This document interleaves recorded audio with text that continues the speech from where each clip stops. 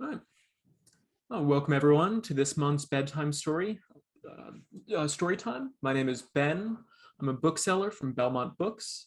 Belmont Books, for anyone unfamiliar, is an independent and locally owned bookstore located in Belmont, Massachusetts, just outside of Boston. Before we begin, let's let you all know that we have a number of virtual events that will be coming up, including on Wednesday, January 5th at 7 p.m. We have Julie Witch-Schlack in conversation with James Glick, where they'll be discussing the launch of her new book, Burning and Dodging, as well as Thursday, January 6th at 6 p.m., a virtual cooking class with Chef Avi Shemtov. You can register for our future events, as well as purchase all of the books featured during tonight's event at belmontbooks.com. If you have any questions for the authors and illustrators, please type them in the Q&A box, and we'll get to as many as we can at the end of the presentations. We're very excited to welcome the authors and illustrators who have joined us tonight. I'll be introducing each of them before they present. First up, with their book, Lana Lynn and the New Watchdog, we have Rebecca Van Slyke and Anca Sandu. Rebecca Van Slyke is a second grade teacher in Linden, Washington, and has an MFA in writing for children and young adults from Vermont College of Fine Arts. She's had a passion for writing and illustrating since discovering as a 4-year-old that people make books, but was upset that her handmade creations weren't quite up to the printing standards of the professional printers. She's also the author of the picture book Mom School, Dad School, Lexi the Word Wrangler, Lana Lynn Howls the Moon, and Monster Trucks. You can find Rebecca at RebeccaVanSlyke.com. Anca Sandu was born in Romania and studied children's illustration at Anglica Ruskin University in Cambridge, England. Her calling for illustration came at just 2 years old when her grandma discovered that she was able to create perfect circles, and after that was established as the de facto artist of the family. She works as a freelance designer, and Churchill's Tale of Tales was her first picture book. She currently lives in Oregon. And now I'll turn the event over to you all.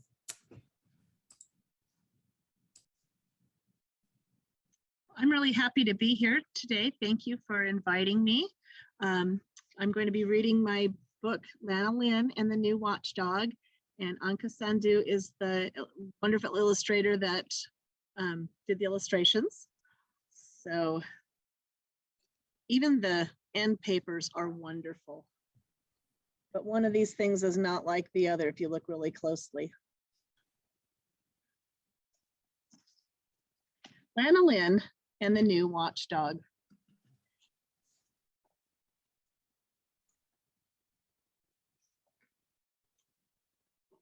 And this is where it starts. It's night. And you can even see the little creatures under the water. Everyone is sleeping except Lana Lynn. Lana Lynn was an intrepid sheep. She loved running through the wild woods at night. She loved staying up late. She loved howling at the moon. One morning, as she returned to the meadow, the flock was in an uproar. "Have you heard?" her friend Sean called. "We're getting a new watchdog to guard the flock." "Golly gee, I hope he's a good watchdog," Lana Lynn said. "I hear there are wolves in these woods." She looked at Sean. "You'll probably need us to train him."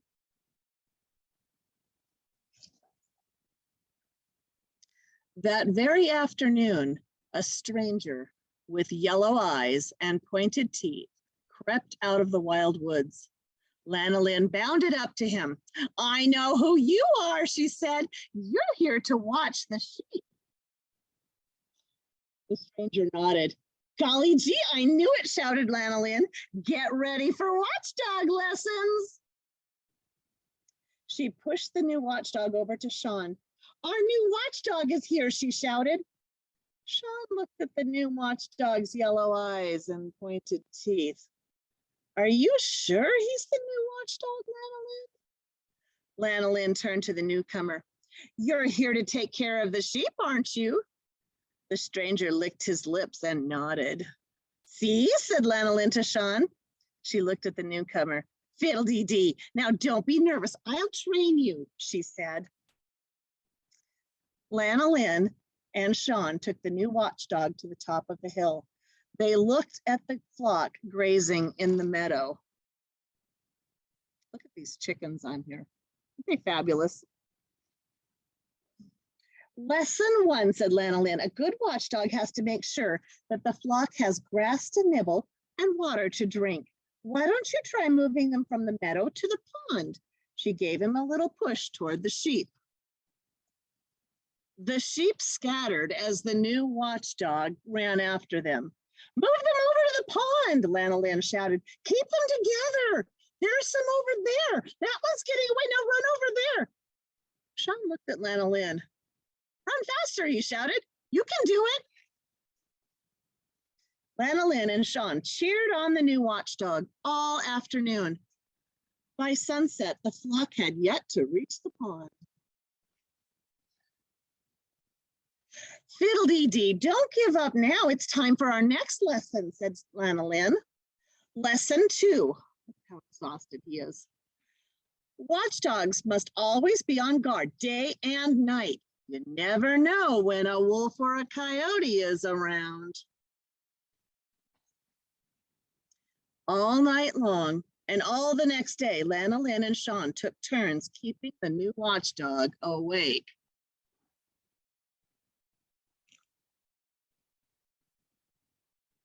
He's exhausted. By evening, the new watchdog was exhausted. Fiddle-dee-dee, Lana Lynn said, don't give up now. There's so much more for you to learn. They propped up the new watchdog. And Lana Lynn continued, Lesson 3, watchdogs must protect the flock from danger. Get ready to save Sean. Lana Lynn put on her special gray blanket and gave a long, loud howl. Oh! She stalked toward Sean. Now, pick up Sean and save him, she said. The new watchdog grabbed Sean. Lana Lynn, said Sean. Lana Lynn gave her fiercest growl and her loudest howl. Lessons are over, she said. Put Sean down now. How fierce she is. Lana Lynn watched the new watchdog as he ran down the hill and out of sight. Fiddle-dee-dee, she said to Sean. That new watchdog wasn't very brave at all. When they joined the rest of the flock in the meadow, the sheep were gathered around a new arrival. She had soft brown eyes and floppy ears. Golly gee, you must be our new watchdog, said Lana Lynn. You're pretty small, but don't worry, I'll train you. Fiddle-dee-dee, said Sean. Now the flock is guarded by a real watchdog and her intrepid friend, Lana Lynn. And that is the story of Lana Lynn and the new watchdog. And now Anka is going to teach you how to draw. Thank you, Rebecca. So I am a little bit nervous about drawing live with you guys, so you're going to have to draw with me so I feel less scared, okay? So you guys saw the how fierce and courageous Lana is, so we're going to try to capture that, her spirit, right? So we're going to start with her head, which is basically, honestly, a big bean, like a big fat bean. It's kind of how it looks. See? It's a bean. And then her eyes are big and inquisitive, and she's looking up. She's always looking for the next adventure.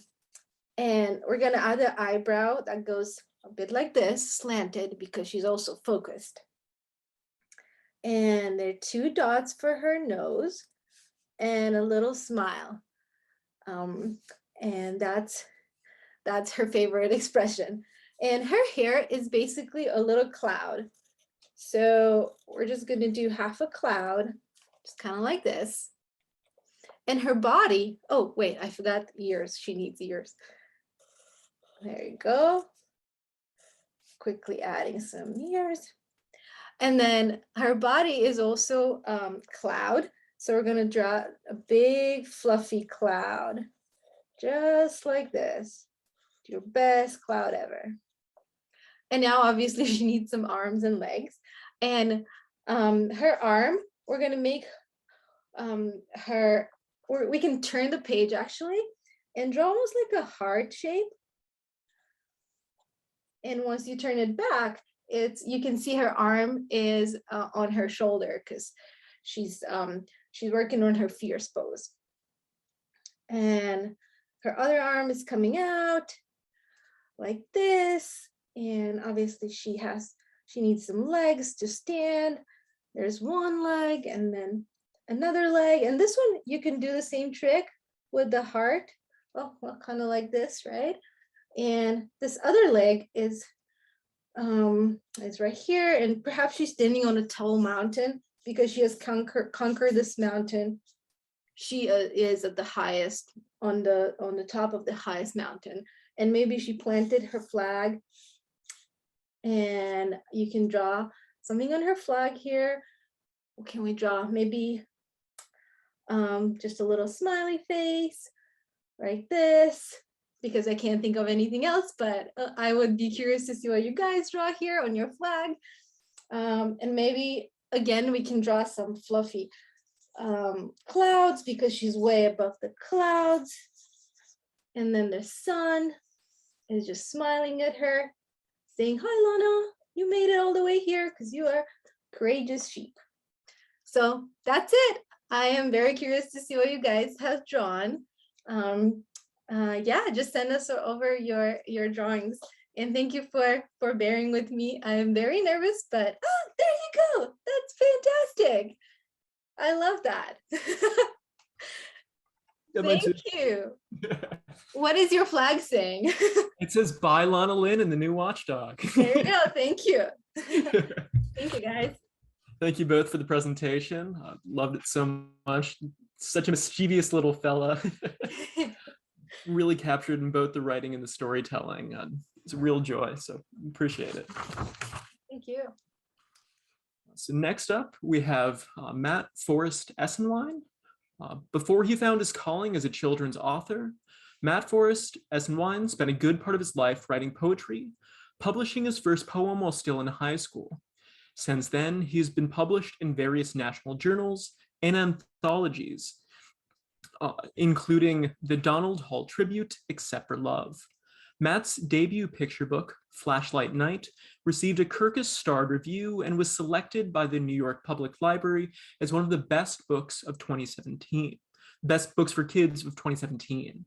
In just a few years, Matt has added 10 other books to his credit, and his children's poetry can be found in anthologies like the National Geographic Book of Nature Poetry and Night Wishes, as well as the Highlights for Children magazine.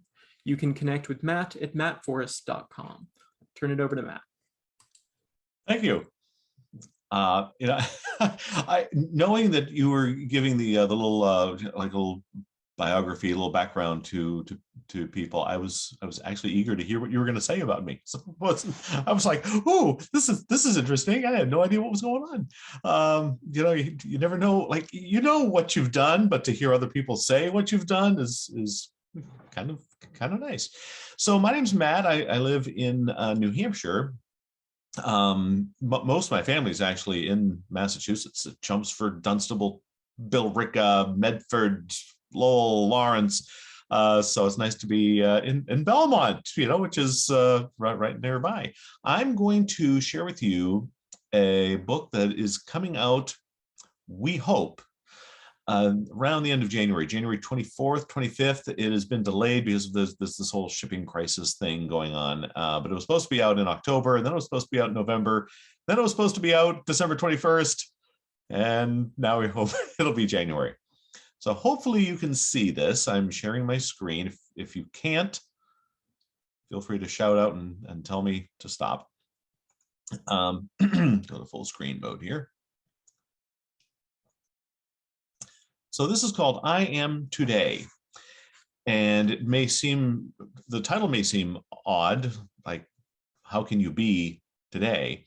And the cover may look unusual because it's upside down, but it's not. You probably might not be able to see at the very, very top, but there's a little girl standing beside the ocean. She's looking at her reflection here in the water. So we see her reflection. And I am today, I came up with the idea actually last year when I wrote this, you know, grownups are always telling kids, you are the future. But what if a child doesn't want to wait to make a difference? You know, you are the future, but you can be today as well. So this is I Am Today, illustrated by Patricia Pessoa, who's a Brazilian illustrator who lives in London these days. And Patricia did some amazing work here. So I hope you enjoy the book. Here's the end papers. I always love the end papers. I want this to be like wrapping paper. I want them to sell this as wrapping paper. This is so nice. I Am Today. Grown-ups say I am the future. You notice she's on the shoreline with there's wires and garbage that she's seeing. Grown-ups say I am the future, but I'd rather be the now. Why wait to make a change for good? I'm strong and I know how. So she's collected all this garbage that she's picked up and she's walking home. I've learned from those before me what's truthful, decent, fair.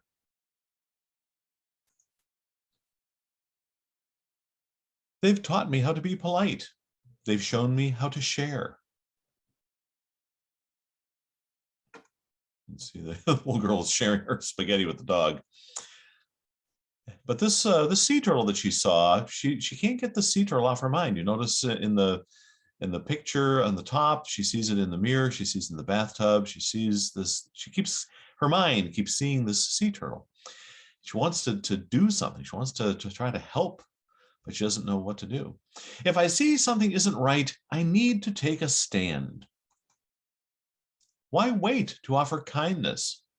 Why wait to lend a hand? Here she is dreaming about all the ocean creatures. Someday I'll be the future, but I'd rather be today.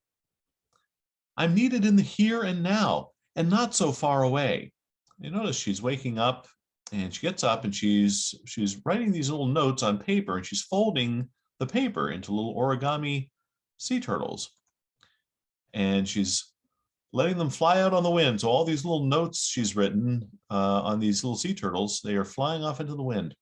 I'll lend support. I'll show great love in thought and deed and word.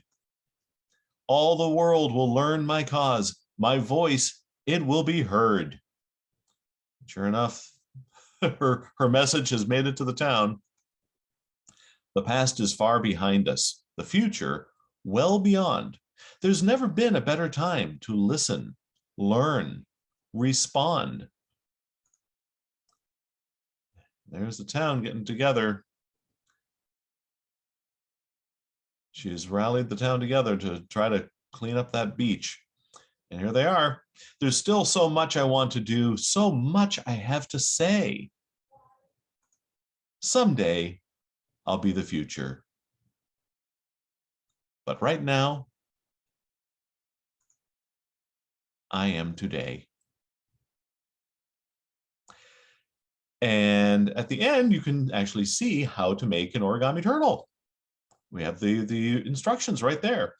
And it's actually not that hard to make an origami sea turtle, which is what I'm going to do. I'm going to show you how to make an origami sea turtle. There we go. Okay. So this is just a regular piece of paper. Okay, it's 8.5 by 11. It's not square. You really need to be square. By the way, if you're wondering what this is, everybody wonders what this is. This is my blanket fort. I write children's books, right? Why not? Why would you not want a blanket fort? Every house should have a blanket fort. So again, this is just a regular piece of paper, and an easy way to make it square, you just take the long side, fold the long side down so that it's even. The two long sides are even here. Keep this little corner straight. Go.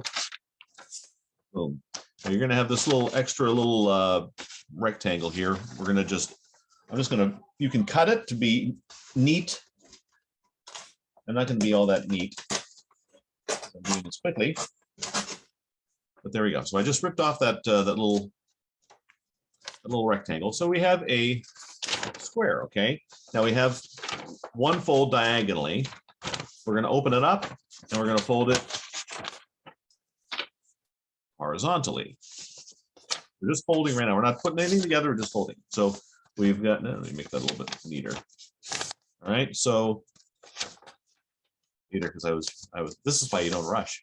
So here we have this, okay? So we've taken our square, we folded it diagonally, we opened it up, and we folded it this way. And now that this is down, okay, we're going to open this up again, and we're going to take, now that we've done, the reason we did this is so we can find the center point. So we know where the center is. The center is going to be the important part. So we're going to take these two corners, we're just going to fold them down to the center, okay? And again, I'm not expecting you to really keep up with this. It's going to be kind of hard to keep up with it. But all the directions are in the book. Okay, so we've done this. Now we're going to flip it around. And we're going to take this and fold it along the center. It's almost exactly like making a paper airplane. So we folded these down here. We flip this over. Now we're going to take this and fold it down like this. Okay. Take this other side and fold this other side down.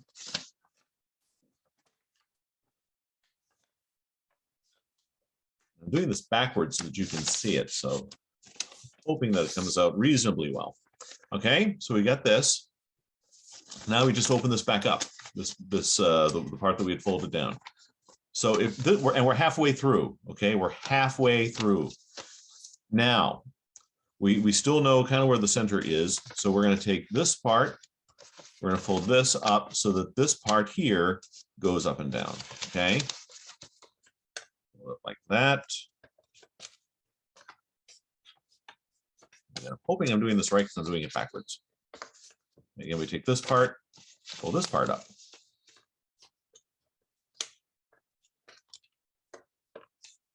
Okay, almost there, almost there. So we folded this up. We're just going to fold it down again now. Fold it down. It doesn't have to be perfect. We're just folding that down a little bit. Okay. So close. We're so close. See these 2 points? These 2 little points. We're just going to fold it down on those points. Okay. And now we're going to fold it back up again, just like that. Again, I'm rushing. I'm sorry I'm rushing. I only have a little bit of time, but again, all the directions are there. So we fold it, and it sort of looks like a turtle, right? But you flip it over, and there you have your sea. Oops, you have your sea turtle. So I hope you enjoyed it, and again, you can see the directions at the back of the book. And if you want to have a special little message, write the little message inside. You fold it up, you give it to your friend. We all pass notes, right? But how cool is it to pass a note like this? You can do it in smaller pieces of paper too, so they can be tiny little notes. I did this big so that you can see it. But there you go. There's your sea turtle, and he's gone. So thank you for joining me. Thank you for letting me share my book. And again, it comes out mid to late January. I am today from POW Kids. Thanks so much, Matt. I think your sea turtle is just one more reason why people should be hoping for that book to come out sooner rather than later. Yes. But you can place a pre-order, even though that one's not out. Pre-orders are available through the link that I've added the chat. Yeah, absolutely. You got to get a pre-order, and then you can have it as soon as it's out. It'll be in your hands. Yeah, looking forward to a army of sea turtles to take over Belmont. I really love the message. I know as a kid, people are like, when you're older, it's like, well, what about now? It's like, and that's what I tell kids when I'm doing like author visits in schools and things. I tell kids, there's a lot of things that we grown-ups tell you can't do. You can't play with knives at the dinner table. You got to be so high to ride the really cool rides at the amusement park. There's a lot of things you can't do.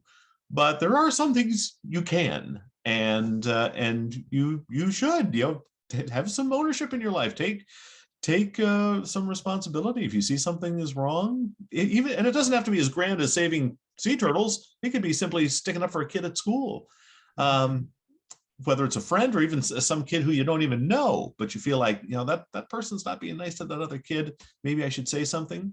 If you think you should say something, you probably should, and it's okay. Fantastic message. Thank you, Ben. And last but certainly not least, we have Deborah Hopkinson, we'll be reading her story, The Story of a Story.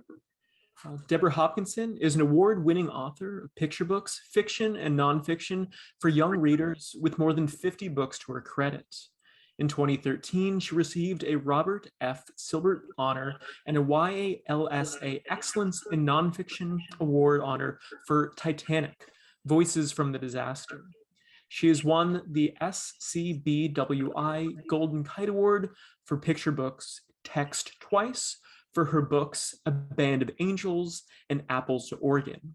Additionally, her picture book Sky Boys, How They Built the Empire State Building was a Boston Globe Foreign Book Honor awardee. Deborah lives near Portland, Oregon with her family and menagerie of pets. You can find Deborah at deborahhopkinsons.com. Without further ado, I turn it over to her. Well, hi, everyone. You may hear my canaries in the background. I'm going to be doing two things today. I'm going to be showing you I have one of the first stories ever. It was in a magazine, and it's sort of a best story. So I'm going to share my screen and work my tablet. Deborah, I think you might be having a bit of connection issues. You're coming through a little robot-y. Yeah, that happens in West Lynn. You're sounding much better. This is the only thing I have open.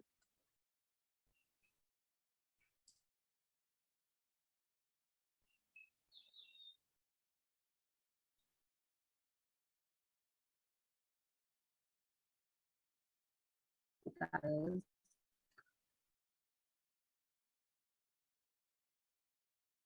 Can you see it? Anyone? No, it's just showing a blank screen on my end, at least.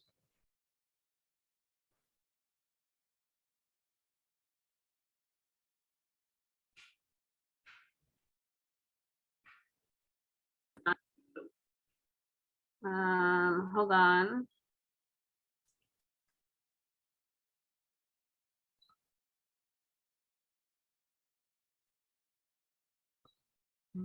Can you see me now? Not yet. No. Okay. Well, I will not because that seems to be causing more problems. So let me see if I can get back to closing this and see whether that helps.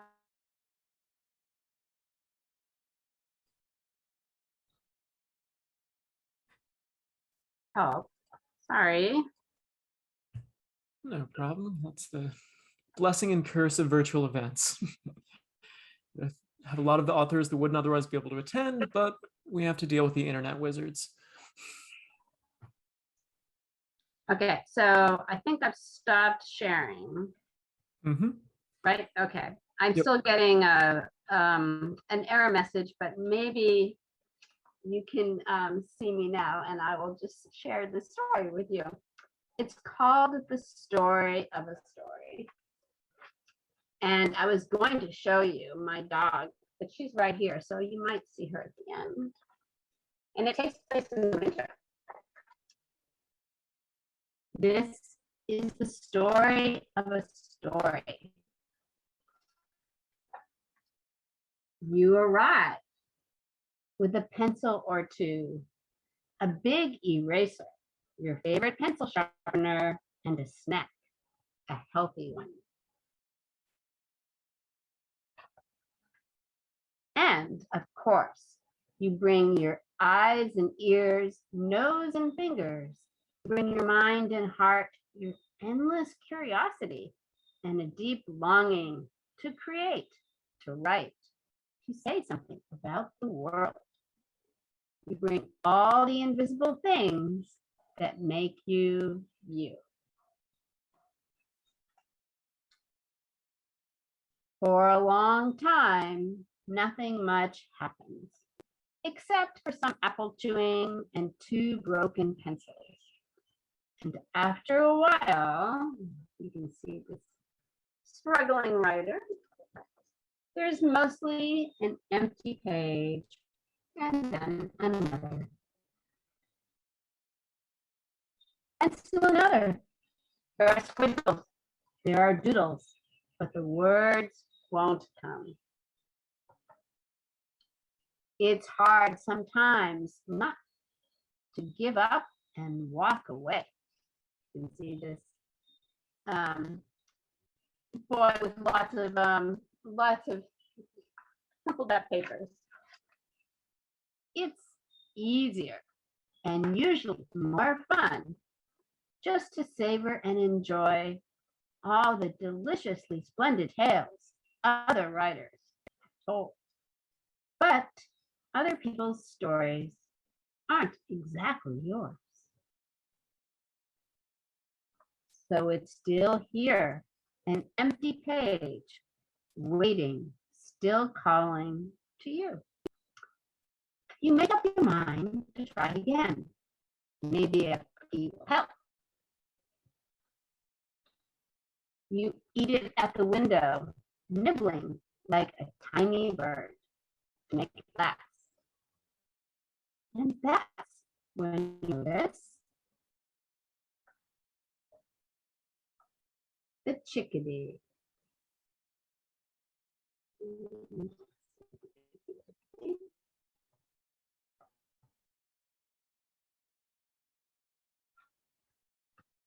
He's been there all along, but now you pay attention. You watch him visit the winter feeder, plucking one single tiny black seed at a time. You see how he swoops away from the crowd to eat in safety and peace on a nearby branch. This is how he makes a meal. Just one seed and then another. It's hard work. It takes so much energy, concentration, commitment. He's determined. He doesn't give up. He comes back again and again. Just one seed and then another. And then you look over at the empty page, your page. And you can see this boy right here. What is he going to do next?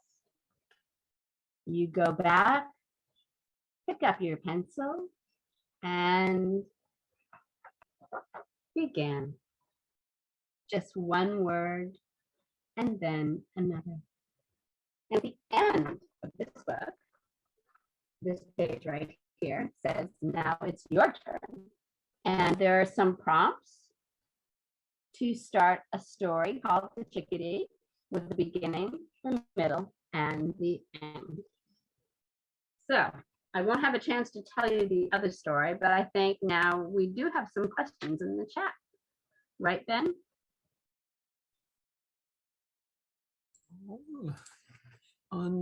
Looks like we've had a shy crowd. There isn't any questions yet, but there's still time to add them if anyone's interested. First off, I want to thank you for sharing that. I think it's a beautiful story of perseverance, and never would have thought to look at the chickadee, and now if I ever see one, I probably won't be able to look at anything else and be thinking of your story. I think the question I'll start the questions rolling, and a question I have for everyone here is what provided the initial inspiration for the story? Did you have a message you want to tell? Was it an image in mind? Kind of what got the ball rolling for you all?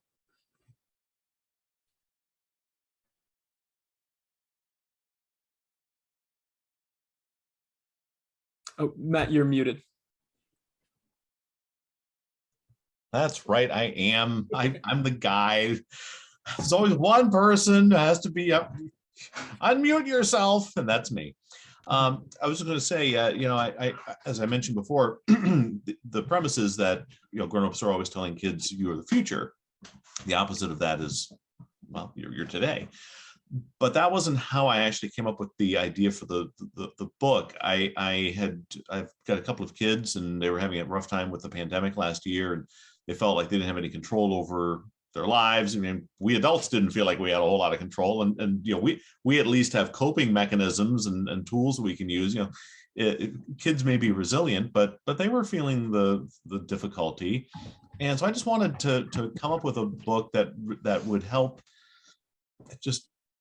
them to feel a little bit empowered. Like I hate writing and reading something that's didactic and preachy. I didn't want to do that. I mean, story has to come first, but I wanted to do something just to kind of give the kids a little bit of a boost, And so I actually did something that you'll never hear about in any kind of writing workshop at all. I deliberately tried putting words together that were not grammatical, like deliberately being non-grammatical in putting like like a purple world. Like, how can your world be purple? Like, just something like that.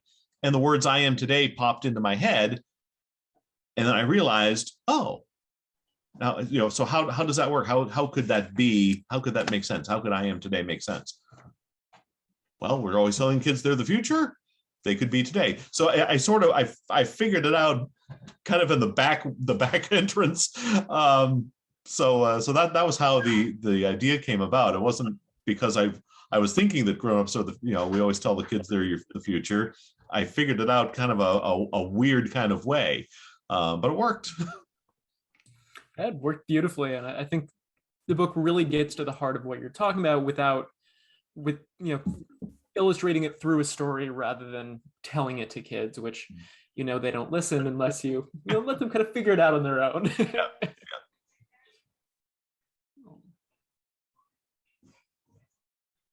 And I used the saying of a sheep in wolf's, or a wolf in sheep's clothing. And I thought, what if we turned it around to it be a sheep in wolf's clothing? So that's where the first story, Lana Lynn, Howls at the Moon, about an intrepid sheep who doesn't want to be content in the pasture, and she wants to run wild at night. She wants to howl at the moon and run with the wolves. And so she does. And then this is the second book after that. It's a phenomenal character, and I'm glad that there's a second appearance of Lana Lynn, and I hope there's more in the wings, because I want to see what else. Her name is a joke too, because Lana is Spanish for wool. But there's, when you are a spinner or when you work with wool, there's an oil in the sheep's wool, and it's called Lanolin. And so her name is Lana Lynn. Oh, that's beautiful. After that, Lanolin. I did not know that. I had a feeling there was something going on there, because you didn't just, like, a professional writer wouldn't just come up with the word lanolin and not have that mean something, right? So I love that. I like to play with names. My book, Lexi, the Word Wrangler, Lexi is having to do with words. Of course, Lexi.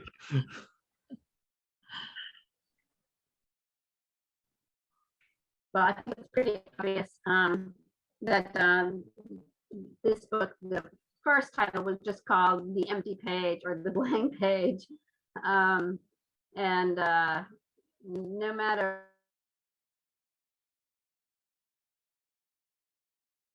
with the next one, or the one that I'm working on right now. I also do a lot of writing, I used to, when I was visiting schools around the country. So it was always fun to write with kids. And I have a book about sea turtles called Follow the Moon Home, and we would write pretend letters of support for local beach patrols activities. So I always like to find ways to write with kids. No, that's wonderful. And it's a great prompt, and definitely one that I wish I had as a kid, and a message that, I mean, even now is very useful to hear and a good reminder. And I think kind of in a similar veins of Anka, how do you approach your illustrations typically? It's like kind of what's the first step, and what's the process look like? Right. Yeah, I usually start drawing animals in a very classic way. So I started drawing sheep and then trying to figure out what features could define this sheep. So then I take those and exaggerate those. Like Lana's eyes have become so big and her snout and face are cute, but also determined. So she's quite a balance of cuteness and determination. So then I explore that over hundreds of sketches. And then honestly, once I'm quite a logical person, but once it feels right, once you feel like you got to know that character, that's it. And then that's when I'm ready to share. And then if it feels right to me, it lands so well with the authors too. So that's why I've learned. So that's how I do it in a few words. No, it's wonderful. I love kind of hearing about that iteration, and especially starting classical. I think I wouldn't have guessed that looking at it, but I mean, just because it has so much character that really defines it and separates it. But it's really neat to know that it kind of how it morphed into the yeah. For me, it takes reminding of how do you actually draw a sheep to get to drawing a sheep in a whimsical way, Of course. Anyone have any questions for each other, or anything come to mind? I feel like I need to ask, does everybody have a cat in this room? I've seen cats. There you go. There's a buddy. My dogs are at home. I'm still at school. Although they do love to come to school with me. Yeah, this is one of three that we have. She's been trying to jump on my lap the whole time. Yeah, they have become our companions working from home, and I feel like they just inspire us so much when you get in a creative mood. So Deborah, what kind of menagerie do you have?